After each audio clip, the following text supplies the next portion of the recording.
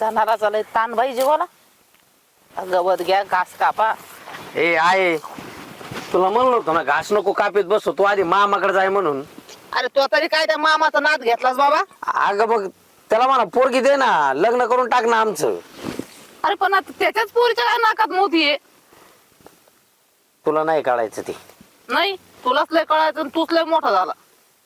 तू एकदा तरी बोल ना मामाला, नुसती इथूनच बोलती नाही नाही नाही नाही. तू तर आधी नाही म्हणती, मामा काय म्हणला नाही काय अरे नाही. पण त्याने मागणी घालावा, आपण काय गरीब आहेत का काय म्हणून त्याच्या पोरीचं वाटोळ व्हायचंय. त्याने म्हणावा ना कर माझी पोरगी, मी मस्त सगळं लग्न करून घ्यायला तयार आहे. अगं लग्नासाठी गरीब आणि श्रीमंताचं काय असतंय ग? हाय ना आपल्याकडे, नाही बी म्हणायचं नाही मामा, तू आधी मामाकडे जाय. तू ना रोजच किटकिट झाली, आज आहे ना काय ते सोक्ष मोक्षच लावून टाकी दे. आणि ऐक, हा. मामा जर नाही म्हणला तर हा. मामाला म्हणा जमिनीचा हिस्सा दे, नको देतोय पोरगी. अरे देवा, अरे जमीन मागितल्यावर बहीण भावाच्या नात्याला कलंक लागतो. म्हणजे जमीन मागितला तर भावाच्या आणि बहिणीच्या नात्याला कलंक लागतो.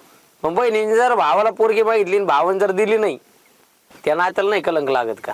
अरे काय तुमच्या आजकालच्या पोरांचे डोके आणि तू माझं डोकं बधीर करशील. अगं पण काय प्रॉब्लेम काय आहे? घरातली घरात करायला लग्न.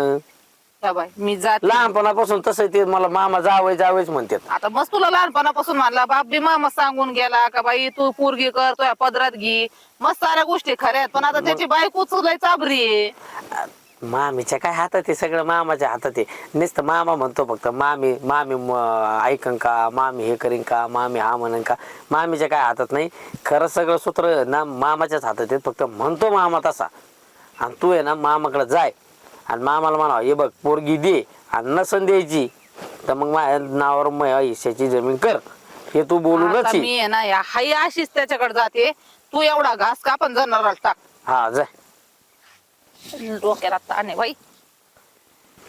हाय लई मामा लोकांची जातच अशी कमी नसते काय नाही.